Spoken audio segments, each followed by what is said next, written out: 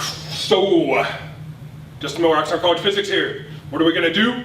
We're going to keep on going and be looking at some constant acceleration in 2 dimensions, but a very special case of it. So we're going to focus quite a bit of time on this special case. So let's take a look at it, shall we? We shall. So, right here, I've got like a little catapult, a little spring-loaded launching mechanism. Right here, I've got a little ball. So what I'm going to do is I'm going to put this little ball there, and I'm going to load it in there, plunge it in like a cannon, get it all locked in there. And you should notice that this is sort of directed at a particular direction. It's not directed horizontally, it's pitched up, and the angle that it's pitched up at is actually right about 70 degrees. Looks like maybe 71 degrees with respect to the horizontal. So what happens when I pull the string and fire it? Well, let's see, right? Ball goes up, comes back down. Goes up, comes down. Can go up high and come back down, almost straight down, or can go back and forth at a smaller initial angle with respect to the horizontal. But this is special motion. We refer to it as projectile motion. And this is what we want to focus our attention on. So, a projectile is a particular type of object that is subject to a constant acceleration, but there's some contingencies on this.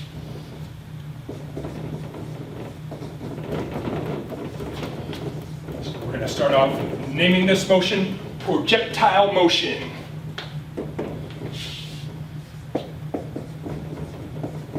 A projectile is an object that moves through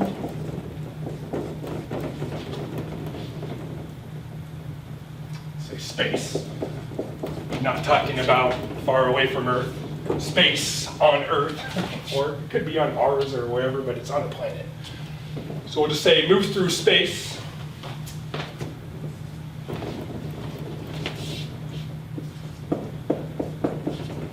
with only the acceleration due to gravity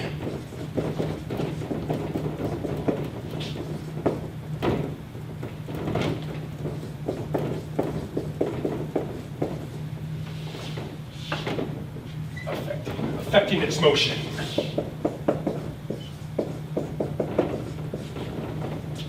So it's basically like free fall. We said an object was in free fall if the only acceleration was the gravitational acceleration, the only thing affecting the object's motion. So for a projectile, we have the same thing. We would have to ignore air resistance to call it a true projectile. So we could add air resistance in and still call it a projectile, but we'd have to augment some things. We'll just deal with projectiles being only affected by the gravitational acceleration. And what does this do?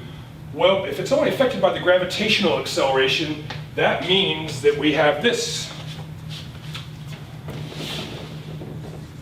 Ace of y hat is going to be equal to, well, negative g j hat.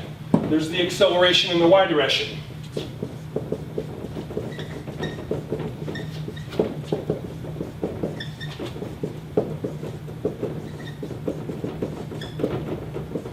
What about the x direction?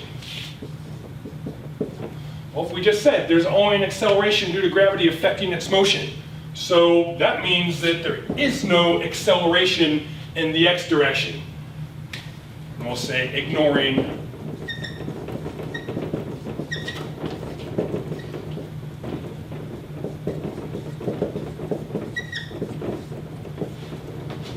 say air resistance negligible, or we're just ignoring it. We're saying we're doing this in a vacuum. But this is what we get. If we ignore air resistance and you throw something up, the instant that it leaves your grasp, the only thing that's there to affect its motion is gravity. Gravity is responsible for slowing the object up, slowing the object down as it goes up, and speeding the object up as it comes back down. Just like with one-dimensional free fall, goes up, comes back down. Well, we've got the same thing. But what's interesting is, hey, there's no acceleration in the x direction. Nothing's affecting its motion in the x direction. Nothing's pushing on it that way after it leaves my hand. If we ignore air resistance, there's nothing that can act on it in the x direction to change its motion. So this may be a little odd to think about. Acceleration in the x direction doesn't really make sense, but you can prove this to yourself quite easily. If you move at a constant rate and you throw something straight up, in your reference frame, it goes straight up and comes straight back down. Well, watch what happens if I'm walking forward and I throw this straight up. I throw it straight up, and it comes right back down in my hand. And your reference frame had a little pitch in the x direction. That is, it went up and came back down. Had two-dimensional motion. It moves at a constant rate. The constant rate that it initially has. There's no change in its motion in the x direction, that is. You can do this in a car. You're driving down the freeway, you're a passenger in a car, driving down the freeway, going 65 or 75, we'll just say 75, and you take yourselves a ball or a penny or whatever you want, and you can go like this while you're driving, and yeah, it just seems like the ball just comes up and goes back down. Well, someone standing outside when you go by sees the ball going like this, zipping by, because, well, it's really moving in two dimensions, but it's moving at a constant rate in the x direction. If you continue at a constant rate, it just comes straight back down into your hand, just like nothing's changing, because you're moving at that same constant rate. Now, of course, if you throw it up and then they slam on the brakes, what's going to happen? Well, this is still going 75 miles an hour in the x direction, so it's going to end up hitting the window. Or you in the face. It keeps going forward. Sorry. It's their windshield. Anyways, what is this all about? Projectile motion. Very, very specific type of motion that has a very well understood acceleration in the y and acceleration in the x directions. So, what do we have? We have then in the x direction,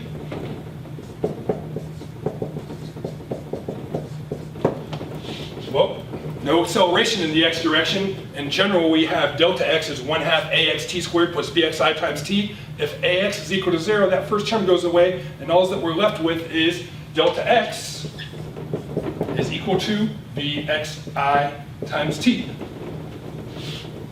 That's what we're left with. It's kind of like a distance equals rate times time in the x direction. Your initial velocity in the x direction multiplied by time gives you the displacement in the x direction that the object undergoes while it's a projectile. What else do we have? Well, we've got ourselves that Vx final, the final velocity in the x direction, is axt plus Vx initial. Well, again, if ax is 0, that first term goes away, and we've got ourselves that Vx final is equal to Vx initial at any given time. That's constant velocity. That's what that's saying. It's sort of redundant.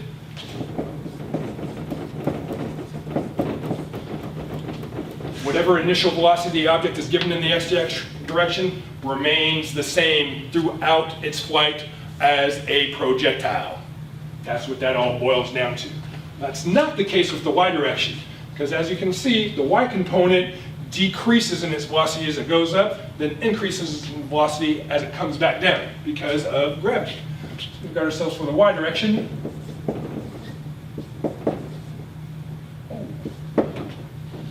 We've got ourselves delta y is equal to -1/2 g t squared plus vyi times t. Vy final is equal to -gt plus vy initial. And we can throw one more in there that we know. Vy final squared is equal to Vy initial squared minus 2g delta y. Two fundamental time-dependent expressions for constant acceleration due to gravity, and another one that's gotten through like substitution elimination. These are just the free fall equations, right? Well, that's what's happening in the y direction. It's just free fall in the y direction. We're just adding in that there's also a constant velocity in the x direction. And that's what we've got for our projectiles here.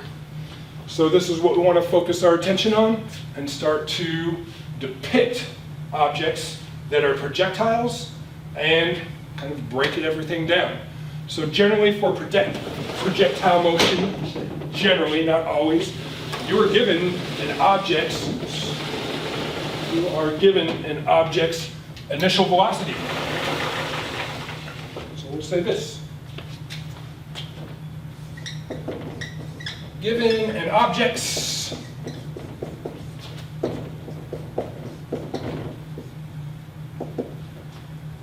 initial velocity, v hat is equal to some magnitude at some theta sub v. This is magnitude of the initial hat, magnitude and direction. Future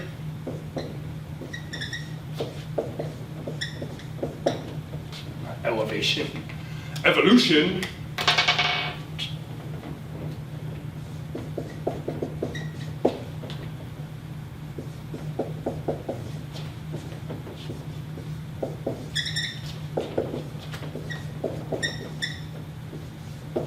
governed by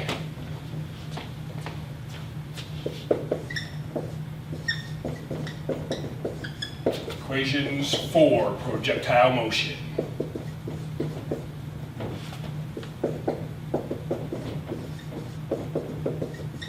That is, you set something into motion a certain way as a projectile. I throw something with a certain initial speed at a certain angle. Everything else is governed by those expressions right there. You change the angle or change the speed, different things happen, but that's what it's all really dependent on. What's going to happen in time depends on what is the initial velocity that this object's given.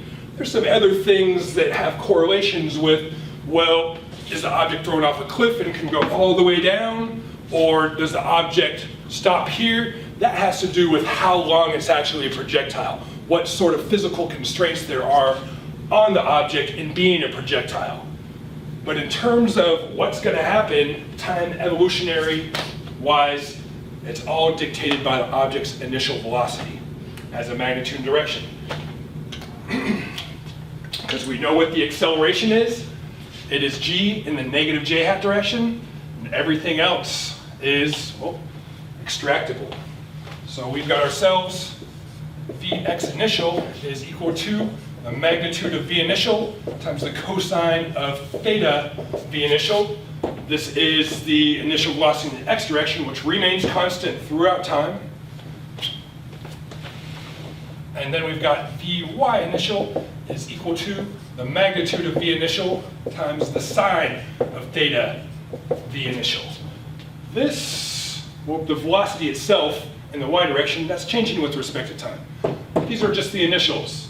Once we have the initials, we're back up to these expressions here where we've got ourselves delta x is equal to Vx initial times t, delta y is equal to negative 1/2 g t squared plus Vyi times t, and Vy final is equal to negative g t plus Vy initial. And then again, throwing the other one, Vy final squared is equal to Vy initial squared minus 2g delta y.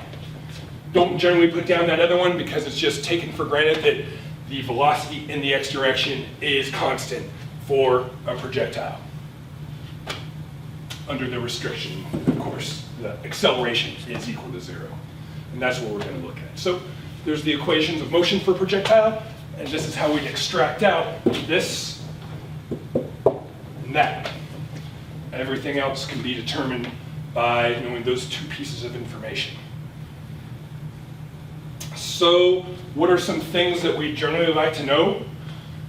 We like to know things like, hey, how high up does the object go? How long is it in the air for? How far away does it strike the ground? What's its velocity as a magnitude and direction at some given point in time? The same things that we're interested in regarding one-dimensional motion.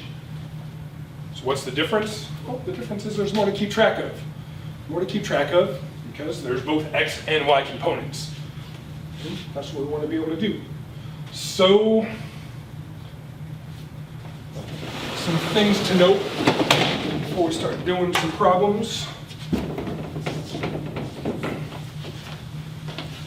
Things regarding what is the displacement, what is the velocity. We already know the acceleration is constant. So I'm just going to draw out sort of the trajectory of a projectile, and we'll show some stuff with it here in a little bit. But trajectory of a projectile, which means its path through space. Just about had it. Projectile motion into the trash can. Excellent. And fucking pans out. We'll just use a line. So we can take some object that is launched where we have it initially right here, and we'll say that it has some v initial hat, which basically boils down to it has some initial speed at some theta v initial. Well, the initial angle of projection would be theta v initial with respect to the horizontal, and really this is just its speed.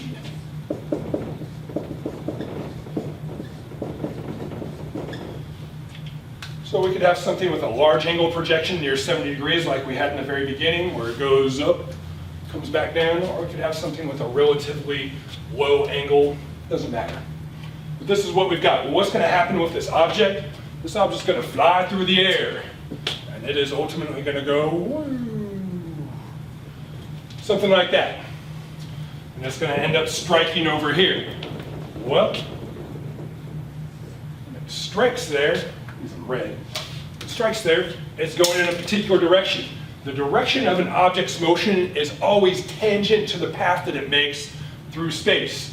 So when the object's right here, the object's moving that way. When the object's right here, the object's moving that way. When the object's right here, the object's moving that way. When the object's right here, the object's moving that way. The direction of motion is always tangent to the path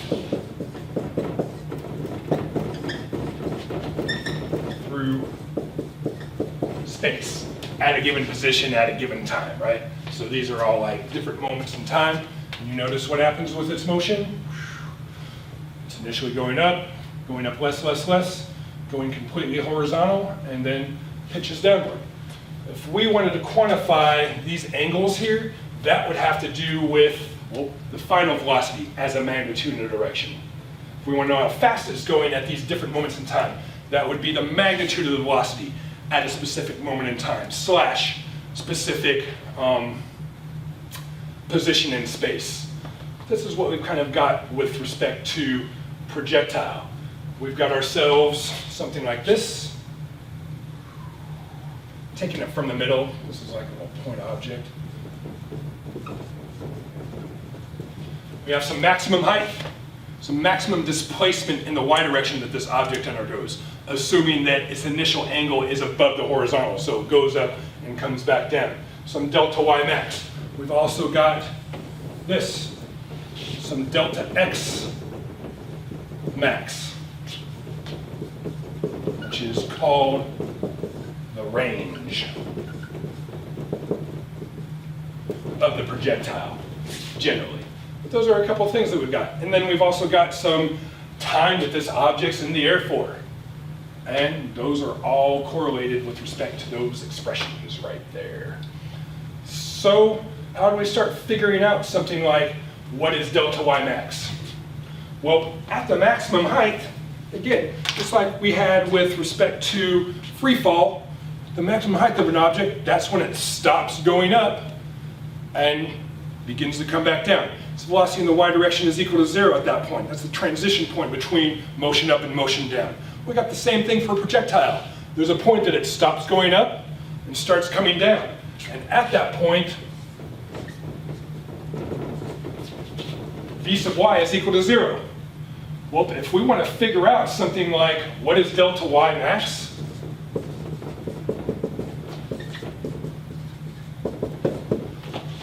we have ourselves Vy final is equal to 0 at delta y max.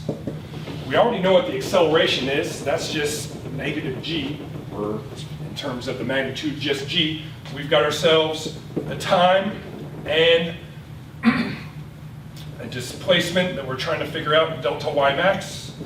And we've also got ourselves one last thing, Vy initial. Because delta y max just focuses on the y direction, right? So there's no need to start to look with the x direction, assuming that we know one of these other quantities, right? If you know if you know two of these four quantities, you figure out what the other one is. Again, generally, you're given something like the initial velocity of the object as a magnitude and direction from what you can get this initial velocity in the y direction. So if we want to know what delta y max is, we can start to look at these equations right there for the y direction. And note that we have a Vy final, we got a Vy initial, and there's a delta y right there. So if we wanted to get what delta y max was, we could go ahead and look to Vy final squared is equal to Vy initial squared minus 2g delta y. And we can put in Vy final is equal to 0. 0 is equal to Vy initial squared minus 2g delta y, and now I can call that delta y max, because that correlates with the final velocity in the y direction being equal to 0. And once we have that, well, we can solve that out for delta y max. Subtract this from both sides, divide by negative 2g, negative signs cancel out, and we've got ourselves that delta y max is going to be equal to Vy initial squared divided by the quantity of 2g.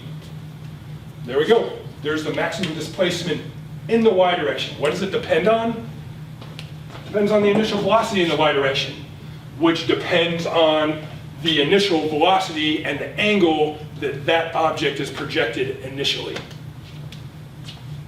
So we would note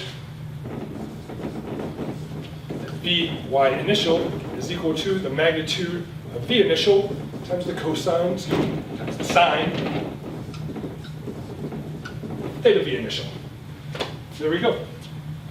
So we take that squared, divided by 2g, we got ourselves the maximum height. So those are the kind of things that we'd be interested. How long is it in the air for? How long does it take to reach its maximum height? How far away does it strike the ground? What's its velocity as a magnitude and direction as it reaches the ground? So in order to really go through all this, instead of just doing this symbolically, all of it, what will be nice is to do some problems. So let's do that, shall we? It's a good way to kind of break these systems down. We'll do a few problems with projectiles. So that'll be coming up. Be well.